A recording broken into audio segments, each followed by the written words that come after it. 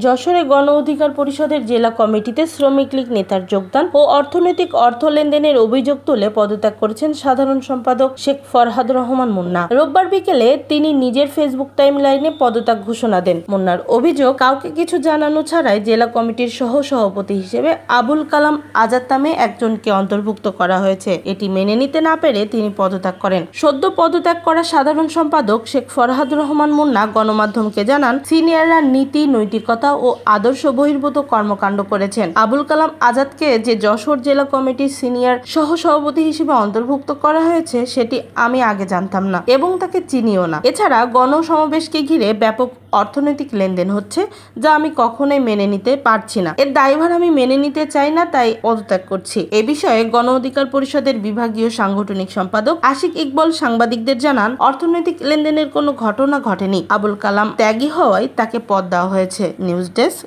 দৈনিক রানার।